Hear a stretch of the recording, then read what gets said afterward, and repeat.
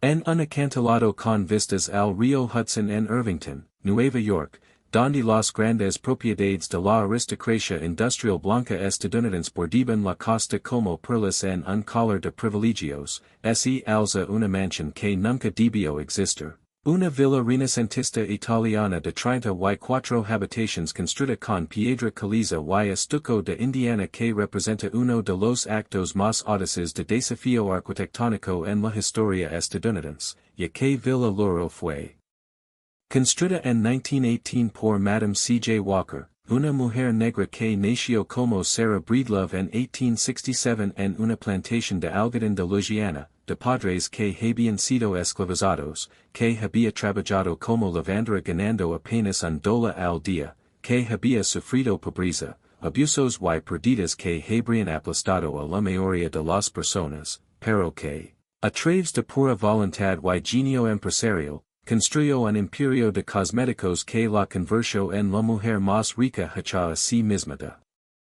Estados Unidos y posiblemente en la primera mujer millonaria hecha a sí misma de cualquier raza, y que usó su fortuna para construir una mansión entre las propiedades de los Rockefeller, los Gould y los Vanderbilts, reclamando su lugar en un paisaje que había sido diseñado para excluir a las personas que se parecían a ella. Y la existencia misma de la mansión fue un acto de revolución, fue una declaración arquitectónica de que la excelencia negra no podía ser contenida, que las leyes de Jim Crow, los prejuicios sociales y la discriminación económica no podían impedir que la hija de una mujer anteriormente esclavizada viviera en un palacio que rivalizaba con cualquier cosa propiedad de millonarios blancos, pero la tragedia, la profunda y inquietante tragedia que resuena en las habitaciones, terrazas y jardines de Villa Lewaro, es que Madam Walker vivió en su mansión menos de 2 años antes de su muerte en 1919, que apenas tuvo tiempo de disfrutar de lo que había construido, que el enorme esfuerzo y gasto de la construcción consumieron su energía y su salud durante los últimos años de su vida, que la mansión que crió como símbolo de triunfo se convirtió también en símbolo de sacrificio, y que Villa Lewaro, aunque representaba todo lo que había logrado, también representaba todo lo que había perdido Alabama lograrlo. Y la pregunta central que está este edificio, que exige que confrontemos verdades incómodas sobre la ambición, el costo y el precio de probarse uno mismo en una sociedad diseñada para negar tu humanidad, es esta, la mansión consumió a Madam Walker tan seguramente como ella la crió, el esfuerzo de construir y mantener este monumento al éxito negro literalmente llamado, su determinación de reclamar espacio en el paisaje más exclusivo de la América Blanca exigió sacrificios que nadie debería tener que hacer, ¿qué significa que el mayor logro arquitectónico de una de las empresarias más notables de Estados Unidos se convirtió también en su tumba? Porque murió antes de poder habitar realmente el palacio que construyó, murió con su obra revolucionaria incompleta, murió habiendo alcanzado un éxito inimaginable pero también habiendo pagado un precio inimaginable. Y Villa Lewaro se alza hoy como un monumento tanto al triunfo como a la tragedia, tanto a lo que fue posible como a lo que se perdió al perseguir esa posibilidad, y para comprender todo el peso de esta contradicción, para sentir el poder y el dolor incrustados en las piedras de este edificio, debemos comenzar no con la mansión sino con la mujer, con los orígenes de Sarah Breedlove en el delta del Mississippi, donde nació en la misma plantación donde sus padres habían sido esclavizados, donde recogió algodón de nina, donde quedó huérfana a los 7 años, se casó por a los 14 años, yendo de un hogar abusivo, enviado a los 20 con una hija pequeña a la que mantener, y donde trabajó como lavandera en San Luis ganando salarios que apenas lo alcanzaban para sobrevivir. Fue aquí, en condiciones de pobreza extrema que parecían no ofrecer escapatoria, donde Sarah comenzó a experimentar con productos para el cuidado del cabello, a desarrollar tratamientos para las dolencias del cuero cabelludo que afligían a muchas mujeres negras cuyo cabello había sido donado por productos químicos agresivos, mala nutrición y el estrés de una vida oprimida. Descubrió que no solo tenía talento para desarrollar productos efectivos, sino también ingenio para los negocios, el marketing, para comprender lo que las mujeres negras necesitaban y querían, y para crear un sistema de ventas puerta a puerta que empleaba a miles de mujeres negras como agents Walker, que obtenían ingresos sin precedentes vendiendo sus productos. Para 1910, tras casarse con Charles Joseph Walker y adoptar el nombre de Madam C.J. Walker, que se convertiría en su marca, y trasladar sus operations a Indianapolis, donde construyó una fábrica y una escuela de capacitación, obtenía ingresos que la situaban entre las personas más ricas de Estados Unidos, y utilizaba esa riqueza no solo para su bienestar personal, sino también para fines políticos. Activismo, por la filantropía que apoyaba a instituciones y causas negras, por emplear y capacitar a mujeres negras que tenían pocas otras oportunidades económicas, y por demostrar con su propio éxito que las ideologías racistas sobre la inferioridad negra eran mentiras, y cada dólar que ganaba era una victoria sobre el sistema que había esclavizado a sus padres. Cada éxito empresarial era una refutación de la segregación que buscaba confinar la ambición negra, y la decisión de construir Villa Lewaro representó la culminación de esta trayectoria, representó su determinación de reclamar no solo el éxito económico sino el reconocimiento social, de vivir no solo cómodamente sino magníficamente, de ocupar el espacio que la sociedad blanca había declarado fuera del alcance de las personas negras independientemente de su riqueza o logros. Y eligió Irvington deliberadamente, eligió construir entre propiedades propiedad de familias cuyas fortunas a menudo se habían construido sobre la explotación del trabajo negro, cuyo mundo social excluía absolutamente a las personas negras excepto como servientes, cuyo sentido de superioridad dependía del mantenimiento de jerarquías raciales rígidas, y contrató a Werner Tandy, uno de los primeros arquitectos negros registrados en el estado de Nueva York, para diseñar una mansión que fuera inconfundiblemente grandiosa, inconfundiblemente cara, inconfundiblemente igual a cualquier cosa que los millonarios blancos hubieran construido. Y el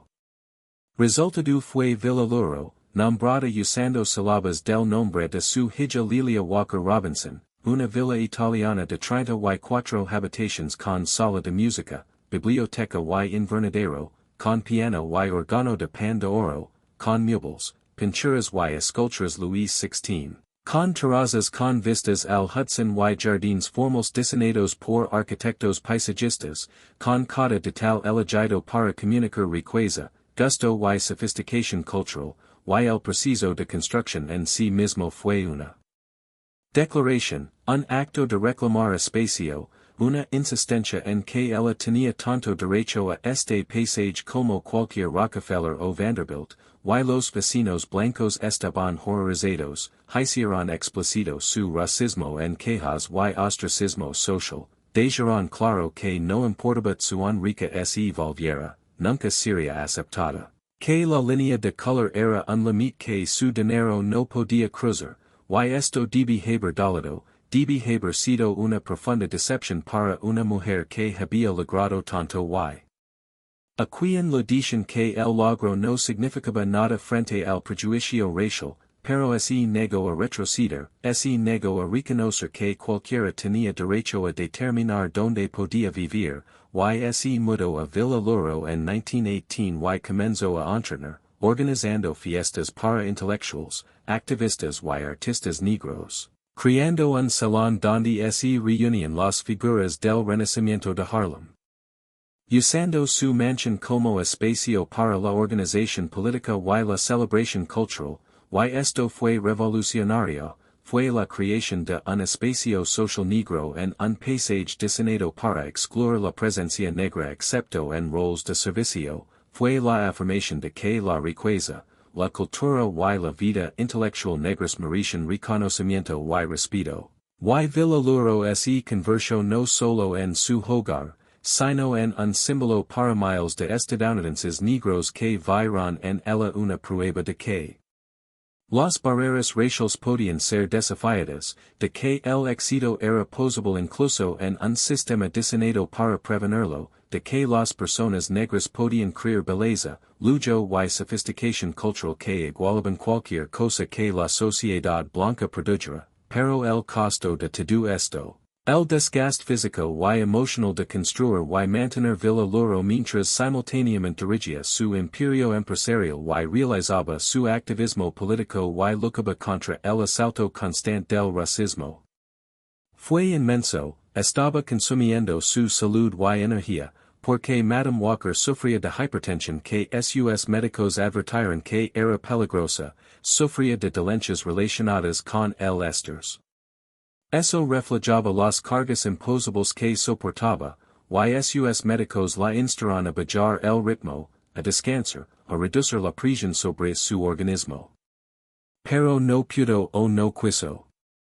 Continuó esforzándose, continuó construyendo su negocio, su activismo y su mansión, continuó intentando demostrar con logros lo que nunca debió haber requerido prueba, que era un ser humano merecedor de respeto, dignidad y espacio.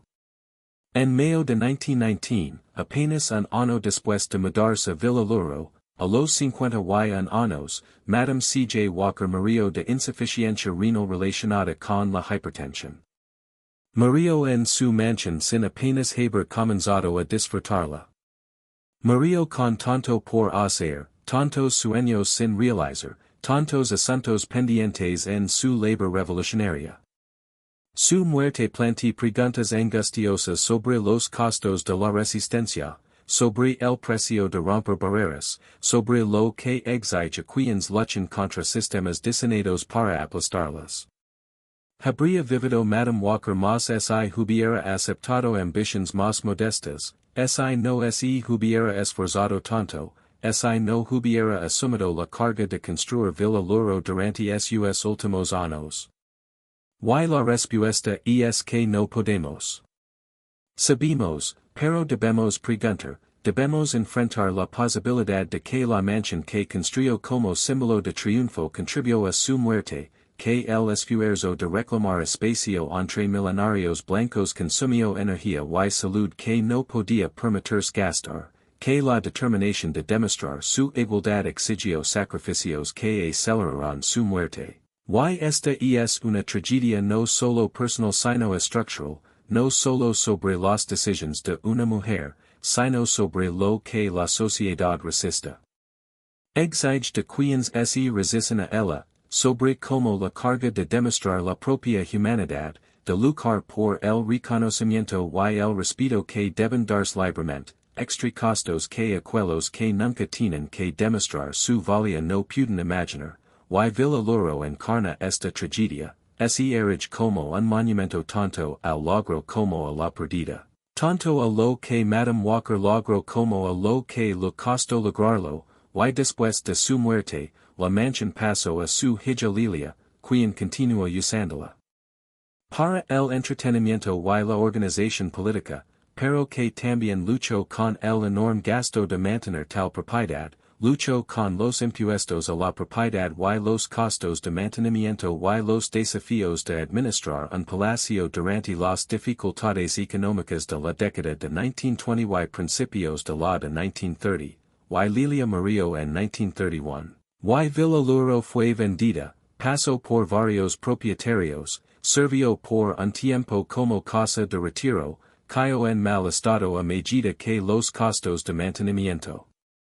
la hacían cada vez más difícil de sostener, y para fines del siglo XXSE estaba deteriorando, enfrentaba una posible demolición, corría el riesgo de perderse por completo, y este declive fue paralelo a un barato más amplio del legado de Madam Walker, ya que a pesar de sus logros revolucionarios estaba siendo olvidada, su historia no se enseñaba en las escuelas. Sus contribuciones al empoderamiento económico y al activismo político de los negros no eran ampliamente reconocidas. Y Villa Lewaro era evidencia física desmoronada de esta amnesia histórica, y fue solo a través de los esfuerzos de la historiadora Emilia Bundles, tataranieto de Madam Walker, quien escribió una biografía y abogó por la preservación, y a través del trabajo de conservacionistas que reconocieron la importancia histórica del edificio, que Villa Lewaro se salvó, fue comprada en 2018 por la Fundación New Voices dedicada a preservarla y interpretarla. Se estabilizó y restauró y se está desarrollando como sitio histórico y centro educativo, y esta preservación representa representa la insistencia en que la historia de Madam Walker importa, que sus logros merecen reconocimiento, que la historia negra, el éxito negro y las contribuciones negras a Estados Unidos deben preservarse y enseñarse, y Villa Lewaro se está restaurando no como un monumento a la riqueza por sí misma, sino como un sitio para comprender las barreras que Madam Walker rompió, los costos que pagó, la revolución que encarnó y la lucha continua por la justicia racial y la igualdad económica que representó su vida, y esta transformación de mansión privada a sitio educativo. Refleja transformations en otras propiedades, pero tiene un significado particular porque Villa Lewaro siempre fue política, siempre fue una declaración sobre la raza y el poder y quien merece espacio y reconocimiento, siempre fue un desafío a la supremacía blanca y la segregación. Y su preservación y interpretación representan la continuación del trabajo revolucionario de Madam Walker, representan la resistencia continua al barado y la marginación, representan la insistencia en que las historias negras, los logros negros y las luchas negras deben ser centrales en cómo entendimos la historia estadounidense, y las preguntas que Villa Lewaro plantea sobre los costos de la resistencia, sobre lo que exige de quienes rompen barreras, sobre el costo físico y emocional de luchar contra sistemas diseñados para aplastar, sobre el logro que requiere tal el sacrificio y es verdaderamente una victoria o también una tragedia, estas preguntas siguen siendo urgentes porque las condiciones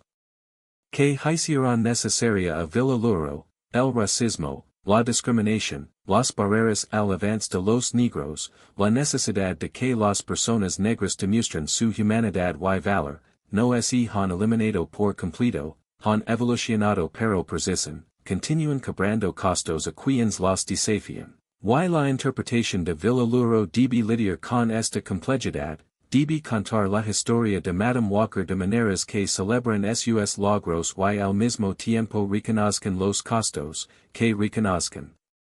su genio y determinación y al mismo tiempo confrontan la injusticia de una sociedad que hizo necesario un esfuerzo tan extraordinario, que honran su legado y al mismo tiempo lo usan para iluminar las luchas en caso, y los primeros indicios sugieren que New Voices Foundation comprende esta responsabilidad. Está comprometida con una interpretación que centra la justicia racial, que reconozca tanto el triunfo como la tragedia, que use Villa Lewaro como un espacio para la educación sobre el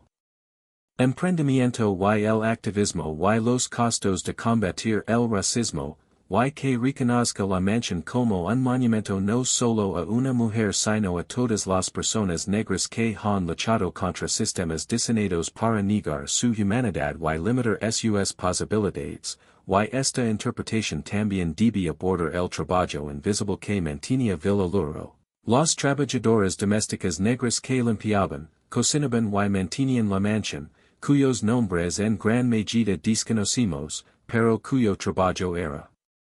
esencial para el funcionamiento de la finca, y esto cree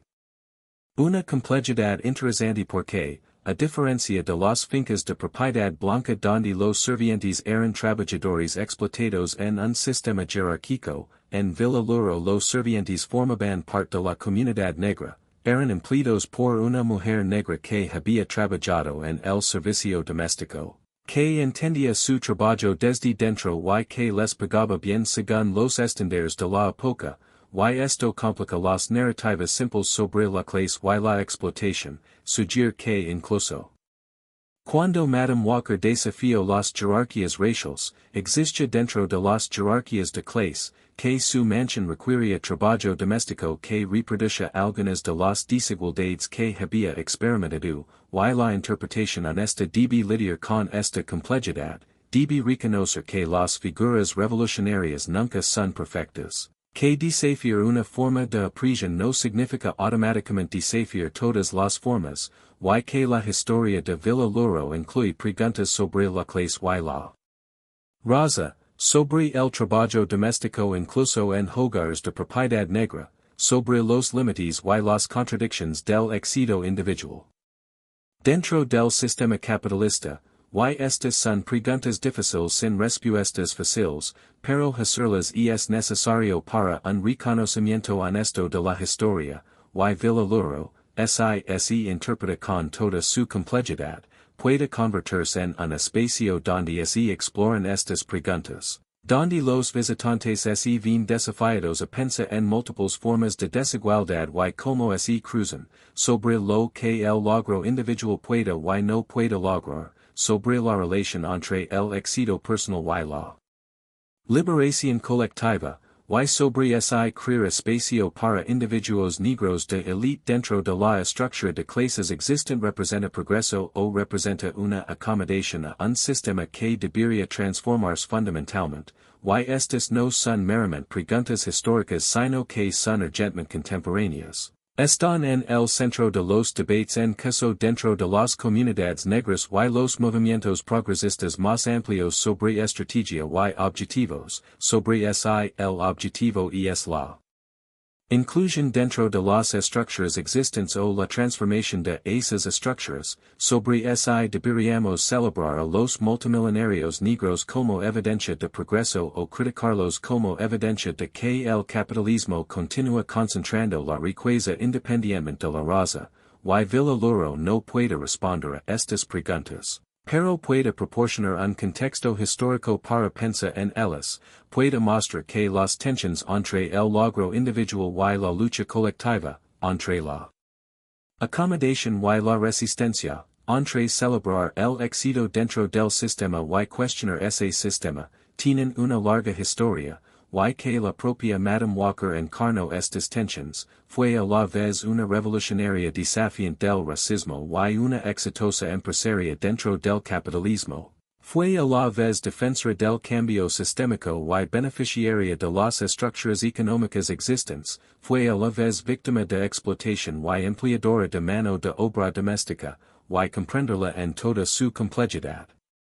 Reconocer sus logros al mismo tiempo que cuestionar algunas de sus elecciones y limitations, es más honesto y, en última instancia, más útil que una simple celebración, y esta complejidad debería extenderse como interpretamos la mansión en sí, a como presentemos su arquitectura, mobiliario y terrenos, porque Villa Lewaro es hermosa, es arquitectónicamente significativa, representa un gusto y una sofisticación que merecen ser apreciados, pero esta belleza fue creada a un enorme costo personal.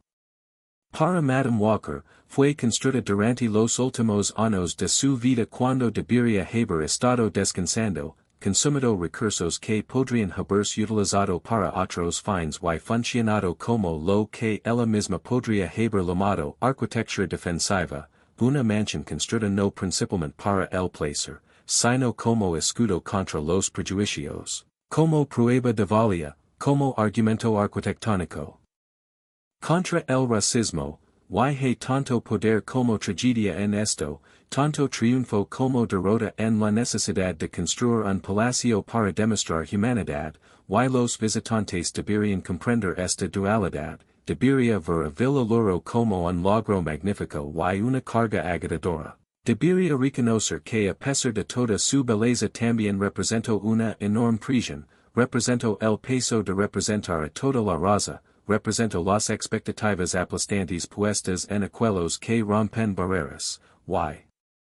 Debería impulsar la reflexión sobre si deberíamos celebrar los rompedores de barreras sin reconocer también la injusticia de las barreras existentes en primer lugar, sin reconocer que obligar a las personas a trabajar el doble para lograr la mitad no es una victoria sino una prisión continua, y la interpretación de Villa Lewaro debe hacer esto visible. Debe ayudar a los visitantes a comprender que el éxito individual de Madam Walker, por notable que si, no eliminó el racismo estructural, no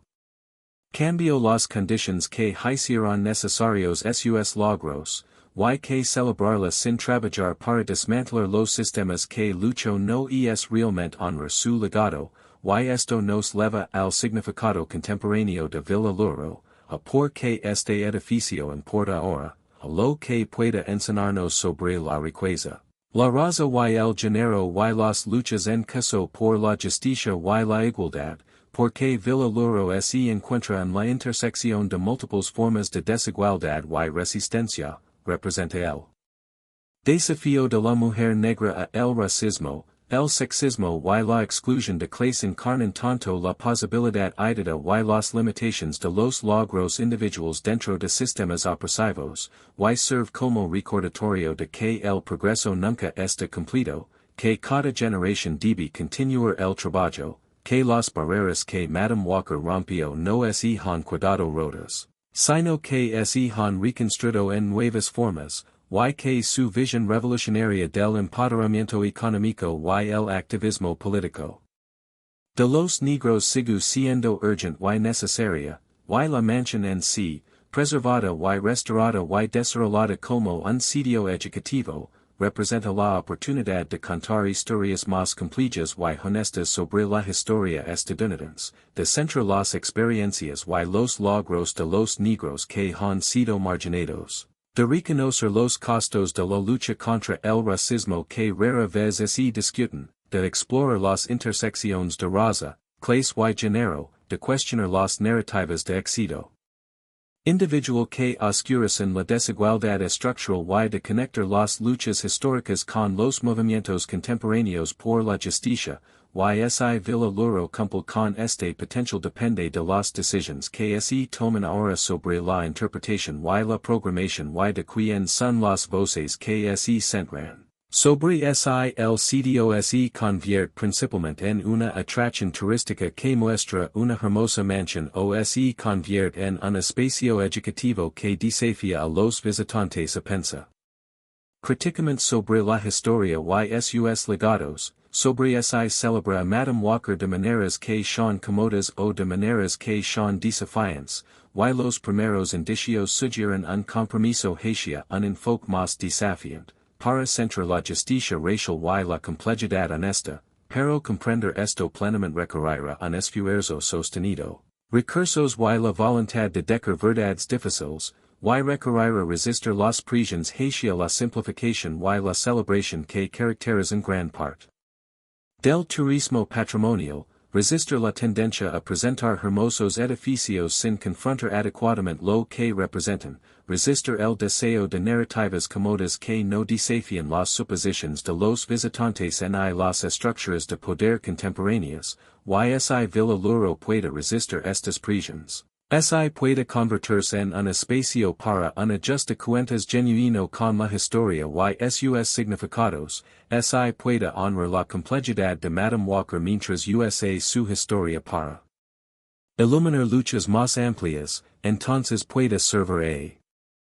propósitos mucho más allá de preservar un edificio, puede convertirse en un modelo de cómo interpretar sitios asociados con comunidades marginadas, puede demostrar que la preservación histórica puede servir a la justicia social en lugar de simplemente celebrar a las élites del pasado, y puede mostrar que los edificios, cuando se interpretan honestamente, pueden convertirse en herramientas para la educación y la transformación en lugar de simplemente monumentos al logro, y este es el potencial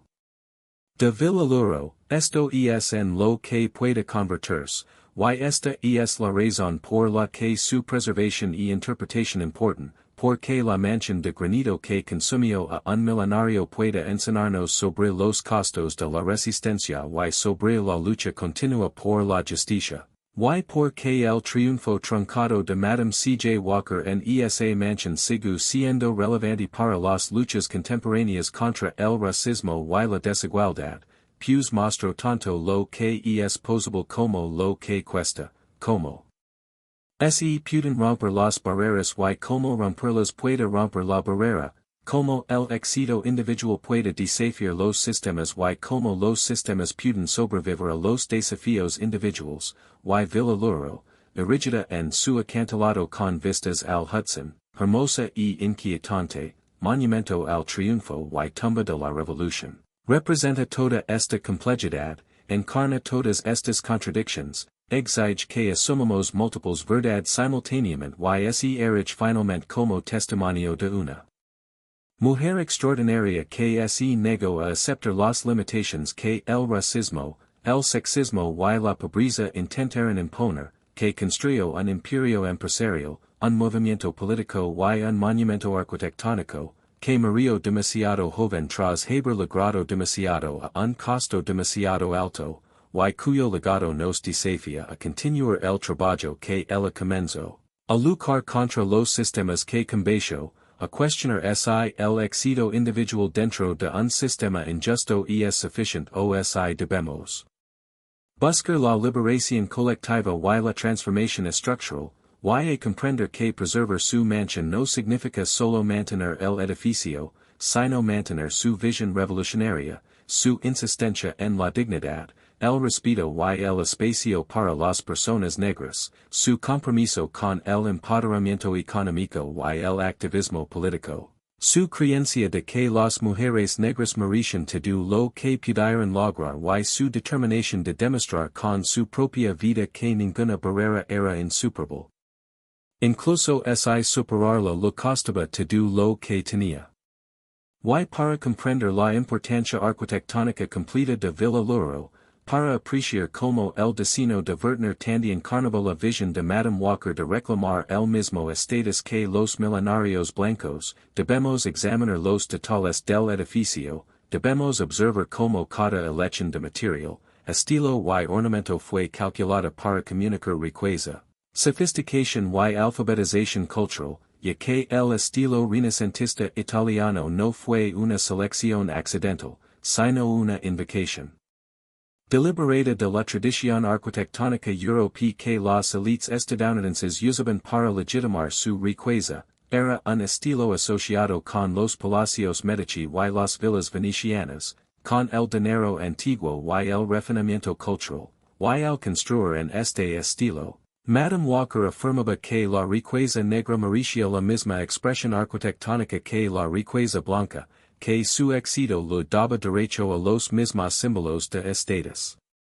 Y prestigio, y el diseño de tandy canto con piedra caliza de Indiana que lo dio al exterior del edificio peso y permanencia, que comunicó que no se trataba de una estructura temporal sino de un monumento perdurable, con detalles de estuco y adornos de terracota y un techo de tejas rojas que evocaba villas italianas. Con una fachada simétrica con entrada central y ventanas equilibradas que seguían proporciones clásicas, y los espacios interiores estaban dispuestos de acuerdo con las convenciones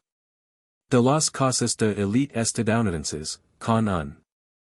gran vestíbulo de entrada que se abría a la sala de música a un lado y a la biblioteca al otro, con un comedor formal, una terraza acristalada y un invernadero para plantas, con un segundo piso que contenía dormitorios y salas de estar, con un tercer piso dedicado a los cuartos de servicio, y esta disposición espacial en sí misma codificaba jerarquías sociales, reflejaba expectativas sobre cómo vivían las personas adineradas y cómo debían organizarse sus casas, y Madame Walker y Tandy siguieron estas convenciones no porque necesariamente estuvieran de acuerdo con los valores que representaban, sino porque la desviación de ellas se habría leído como ignorancia o falta de sofisticación, habría socavado el propósito de la mansión de demostrar que la riqueza negra era equivalente a la riqueza blanca, y esto destaca la cruel paradoja de Villa Lewaro. Destaca como incluso los actos de resistencia pueden requerir conformidad, como desafiar el racismo requirió adoptar un lenguaje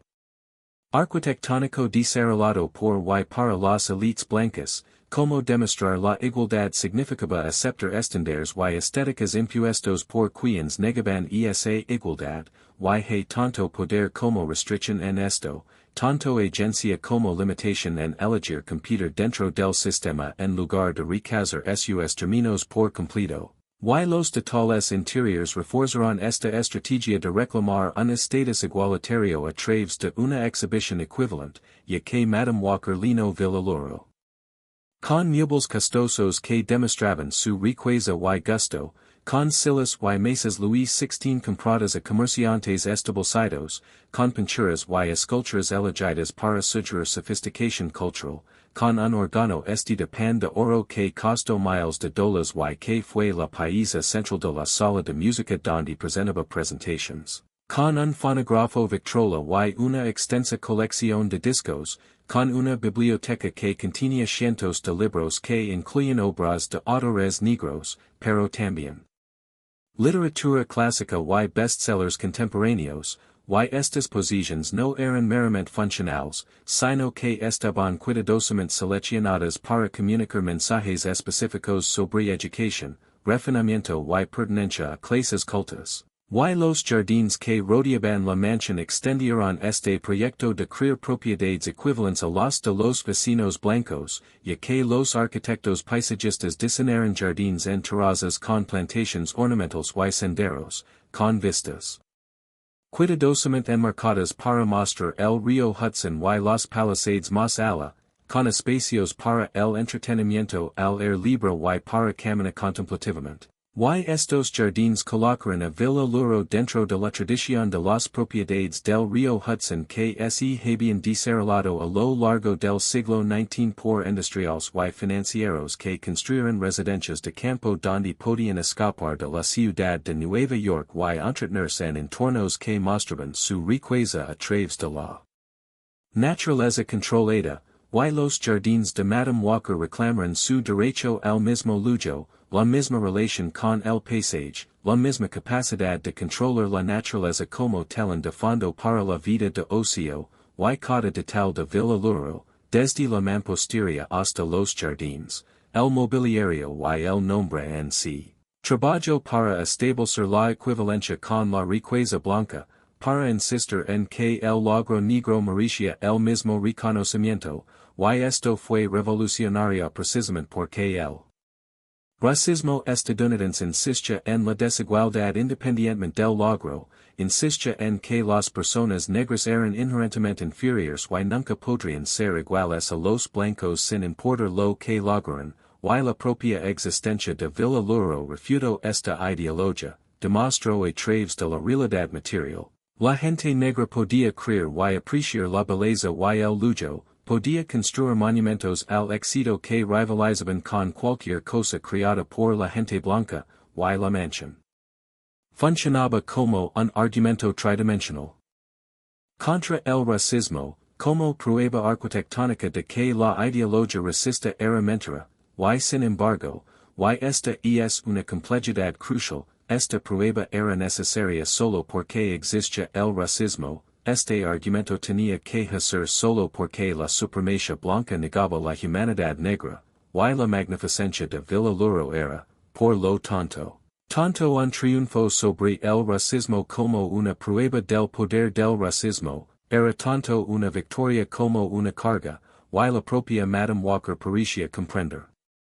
esta dualidad, parecía reconocer que su mansión era tanto un logro como una trampa. Pues escribía a sus amigos sobre el placer que le daba la casa, pero también sobre el agotamiento de mantenerla, sobre la satisfacción de demostrar su igualdad, pero también sobre el peso de representar a toda la raza, sobre la alegría de crear un espacio hermoso, pero también sobre el aislamiento de vivir entre vecinos blancos hostiles, y estas contradicciones no se pudieron resolver durante su vida y tal vez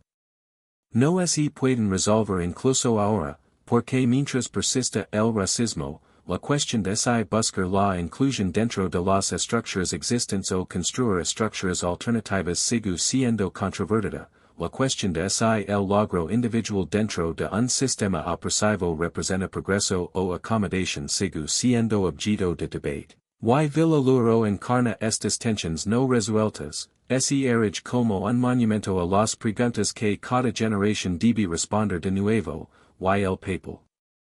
de la mansión en la vida intelectual y cultural negra durante la vida de Madame Walker y después añade otra dimensión a su importancia, ya que Villa Lewaro se convirtió en un lugar de reunión para figuras que darían forma al Renacimiento de Harlem, se convirtió en un salón donde escritores, artistas y activistas se reunían y intercambiaban ideas, donde W.E.B. Du Bois, James Weldon Johnson y otros líderes de movimientos políticos y culturales negros vinieron a discutir estrategias y disfrutar de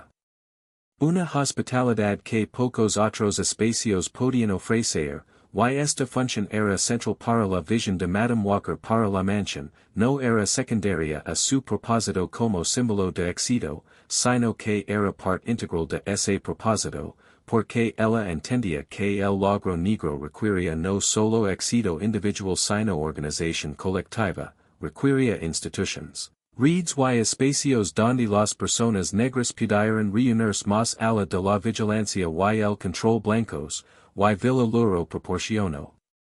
Ese espacio, proporcionó un entorno donde los intelectuales negros podían reunirse como iguales a cualquier intelectual blanco, donde las conversaciones sobre la liberación negra y la producción cultural podían suceder en entornos que afirmaban la capacidad y el potencial negros, y después de la muerte de Madame Walker, su hija Lilia, que tomó el nombre de Lilia Walker y que fue una figura prominente en el mundo social del Renacimiento de Harlem, continuó y expandió esta tradición organizando fiestas legendarias en Villa Lewaro y en su casa de Harlem, reuniendo a artistas negros y mecenas y intelectuales blancos de todo el mundo, creando espacios que estaban racialmente integrados de maneras que eran raras y notables para la década de 1920. Y las fiestas de Lilia Walker se hicieron famosas por su glamour y su mezcla de diferentes mundos sociales, por su celebración de la cultura negra y su desafío a la segregación, y Villa Lewaro fue un sitio crucial para estas reuniones. Proporcionó un entorno que legitimó la producción cultural negra al enmarcarla dentro de una arquitectura de riqueza y sofisticación, y este papel cultural hace que Villa Lewaro sea significativa no solo como la casa de Madame Walker, sino como un sitio importante en el desarrollo de las artes y las letras negras del siglo XX. Como un espacio donde el Renacimiento de Harlem se incubó y nutrió parcialmente, y preservar y interpretar Villa Lewaro debe, por lo tanto, incluir esta historia cultural. Debe contar historias no solo de Madame Walker, sino de las redes y movimientos que se reunieron allí, debe reconocer la mansión como un espacio colectivo a pesar de que era de propiedad privada, y esta importancia cultural también plantea preguntas sobre el acceso y quién pudo disfrutar de Villa Lewaro durante sus años como residencia privada. Ya que si bien los Walker recibieron a muchos invitados y apoyaron muchas causas, la mansión seguía siendo un espacio exclusivo, no era accesible para la mayoría de los estadounidenses negros. Servía principalmente a redes de élite de intelectuals y profesionales negros, y esto refleja la clase la estratificación dentro de las comunidades negras refleja la realidad de que, incluso cuando Madame Walker desafió el racismo, existía dentro de un sistema de clases que creaba jerarquías entre las personas negras, que separaba a los profesionales educados y empresarios exitosos de las personas negras de clase trabajadora y pobres, y una interpretación honesta de Villa Lewaro debe reconocer esta dimensión de clase, debe reconocer que la mansión representaba aspiraciones que estaban disponibles para muy pocos, que su grandeza podía inspirar pero también podía alienar, que era simultáneamente un monumento a la posibilidad y un recordatorio de la desigualdad, y estas tensiones entre el logro individual y la lucha colectiva, Entre los espacios de élite y los movimientos de masas, entre la integración en las estructuras existentes y la creación de instituciones alternativas, fueron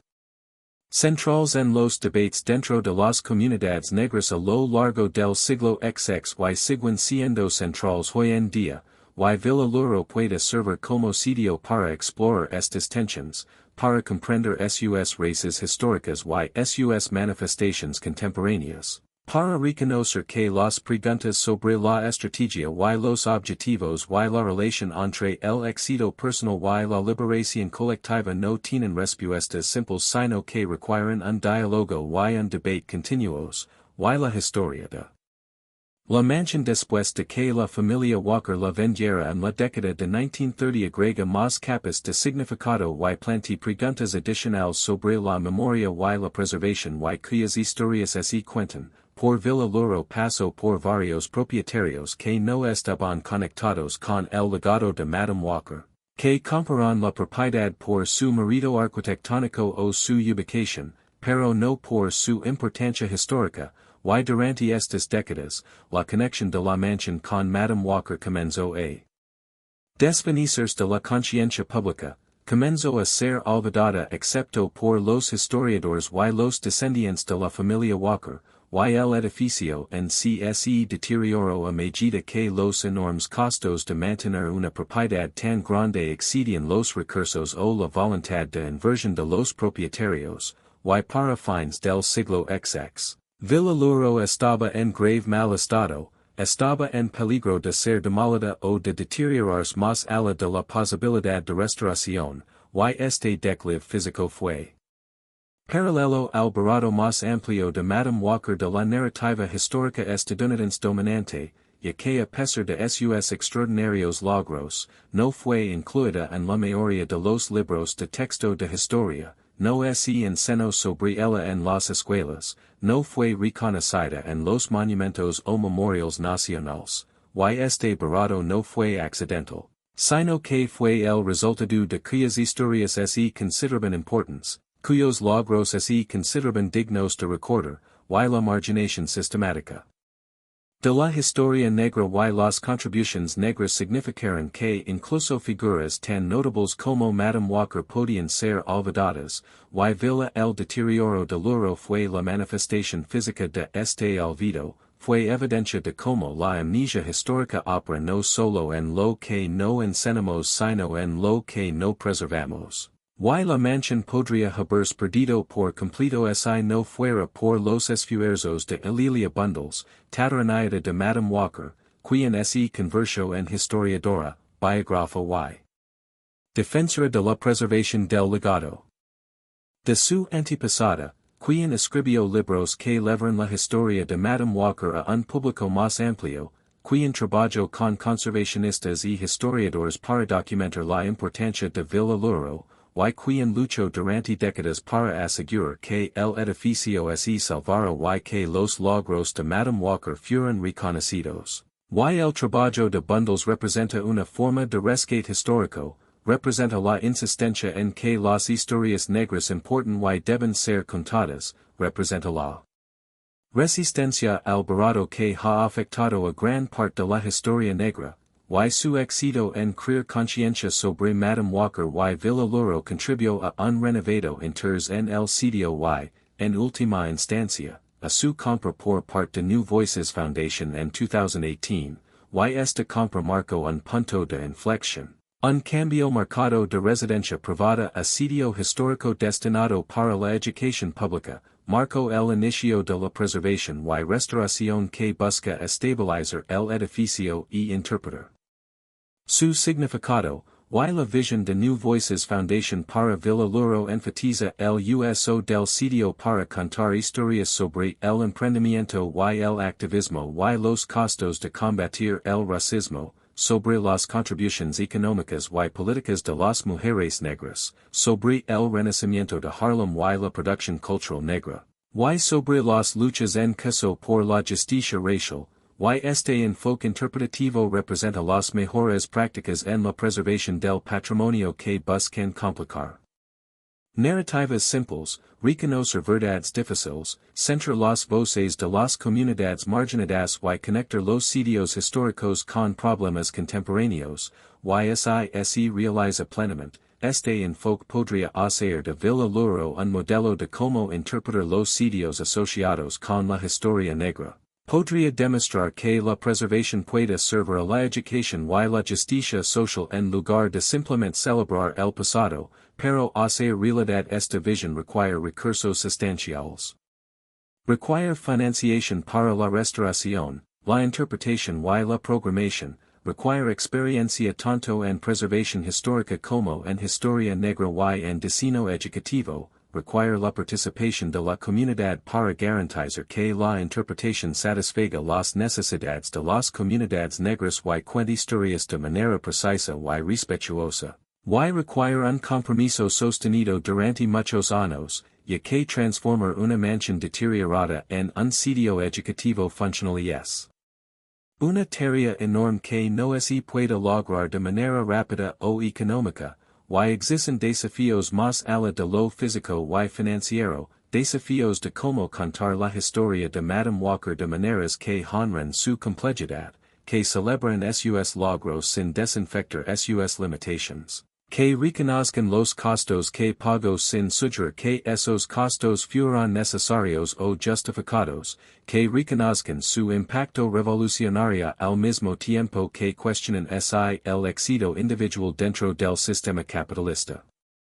Representa una respuesta adecuada al racismo estructural, y estos desafíos interpretativos requieren una reflexión cuidadosa y una amplia consulta, requieren la voluntad de mantener múltiples perspectivas simultáneamente, requieren resistir tanto la tendencia a heroizar sin cuestionar como la tendencia a criticar sin apreciar. Y la programación temprana en Villa Lewaro sugiere que estos desafíos se están tomando en serios, que la interpretación se está desarrollando en consulta con historiadores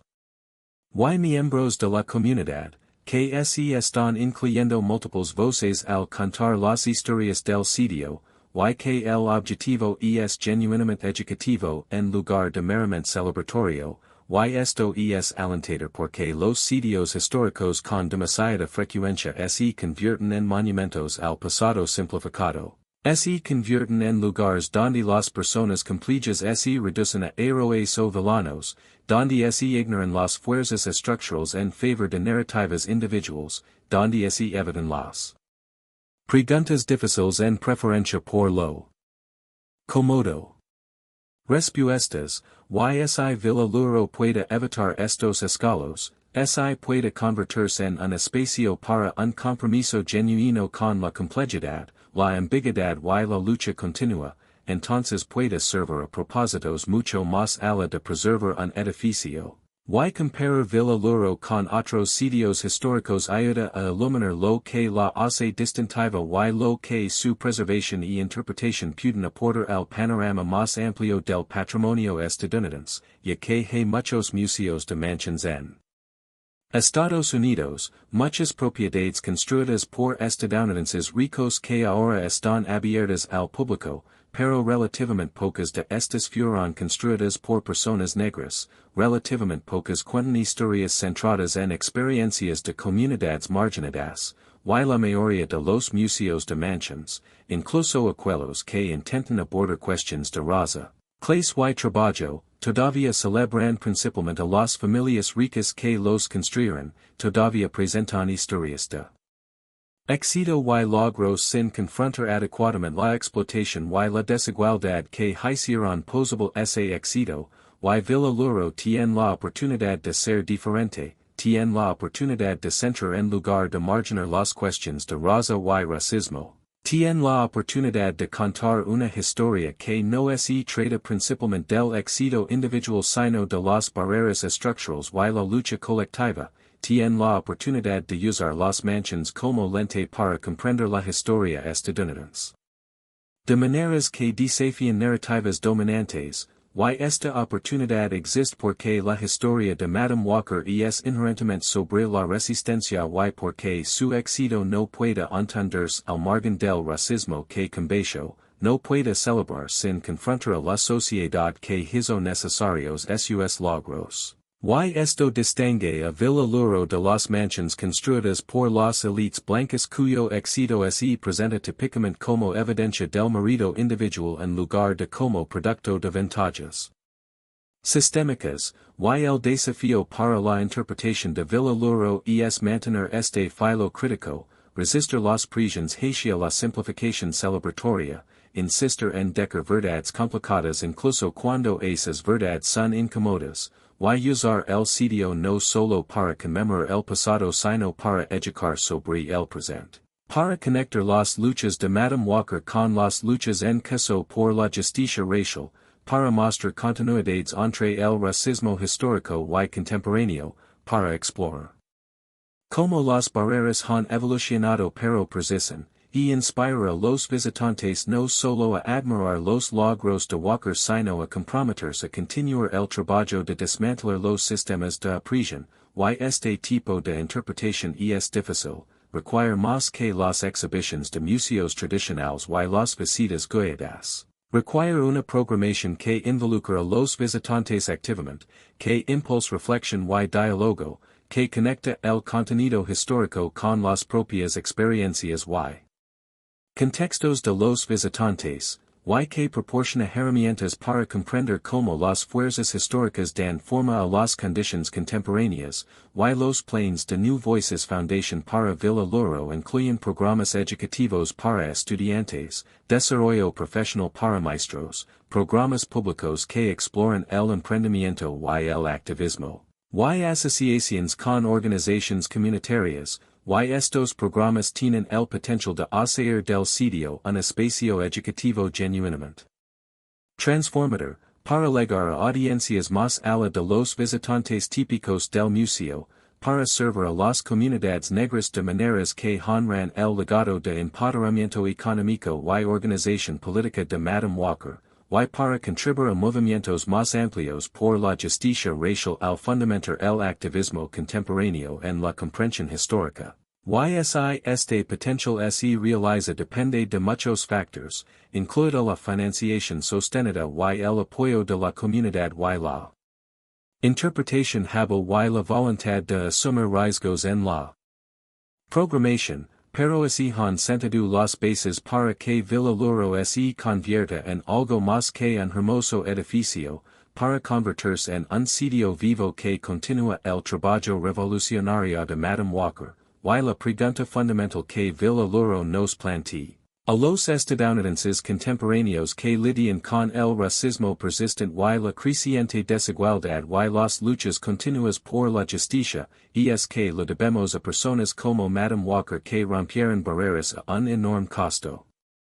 personal. ¿Qué responsabilidad tenemos de continuar el trabajo que comenzaron? Si honramos sus legados a través de la celebración o a través de la acción, si preservar sus cosas es suficiente o si también debemos preservar y promover sus visions de justicia. Y Villa Lewaro exige que afrontemos estas preguntas porque el edificio en sí es un monumento tanto al logro como al sacrificio, tanto a lo que una persona extraordinaria logró como a lo que costó ese logro, tanto a las posibilidades de resistencia como al precio que la resistencia exige. Y de pie en esa mansión, caminando por las habitaciones donde Madam Walker entretuvo, organizó y sonó, mirando el río Hudson desde terrazas que apenas tuvo tiempo de disfrutar, debemos sentir el peso de su sacrificio, debemos reconocer que no debería haber tenido que trabajar tan duro. No debería haber tenido que demostrar su humanidad a través de la riqueza, no debería haber tenido que construir un palacio para ser tratada con respeto y dignidad básicos. Y debemos preguntarnos si estamos construyendo un mundo donde tales pruebas ya no son necesarias, donde el valor de las personas no se mide por su riqueza, donde la justicia racial no sea un premio que se gana a través del logro individual sino que sea un derecho que se garantiza a través de la transformación estructural. Si no estamos construyendo en un mundo así, estamos falando al legado de Madam Walker, la estamos reduciendo a un símbolo de éxito individual en lugar de honrarla como revolucionaria que luchó por la liberación colectiva. Estamos celebrando sus logros mientras ignoramos las condiciones que hicieron que esos logros fueran necesarios y costosos. Y Villa Lewaro, interpretada correctamente, no nos permitirá cometer este error, insistirá en que entendamos tanto el triunfo como la tragedia. Exigirá que lidiemos con la complejidad y la contradicción, nos desafiará a pensar críticamente sobre lo que significa el progreso y lo que requiere la justicia. Se mantendrá como un recordatorio permanente de que romper barreras no es suficiente si las barreras siguen siendo rotas, que el éxito individual dentro de un sistema opresivo no es victoria si el sistema persiste, que celebrar los logros pasados no es sustituto de la acción presente, y que la mansión con vista al Hudson, hermosa y inquietante. Monumento a una mujer extraordinaria que murió demasiado joven habiendo logrado demasiado a un costo demasiado alto, exige no solo nuestra admiración, sino nuestro compromiso, no solo nuestro recuerdo sino nuestra acción, no solo nuestras lágrimas por lo que se perdió sino nuestra determinación de construir un mundo donde tales perdidas ya no son necesarias, donde las personas negras y todas las personas marginadas pueden prosperar sin tener que demostrar nada. Pueden construir lo que elijan construir sin llevar el peso de la representación, pueden vivir donde elijan sin enfrentar hostilidad y exclusión, pueden descansar cuando necesitan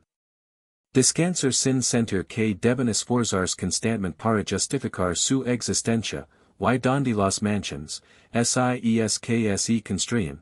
construyen para la alegría en lugar de para la defensa, para el placer en lugar de para la prueba, y donde la hija de Sarah Breedlove podría haber vivido en Villa Lewaro durante décadas en lugar de meses. Podría haber disfrutado de la belleza que crió en lugar de ser consumida por el esfuerzo de criarla, podría haber muerto vieja y satisfecha en lugar de joven y exhausta, y este es el mundo por el que trabajo. Madam C.J. Walker, esta es la revolución que Villa Lewaro representó, y este es el trabajo inacabado que su mansión, preservada y interpretada y transformada en espacio para la educación y la organización y el sueño de un futuro mejor, nos llama a cumplir.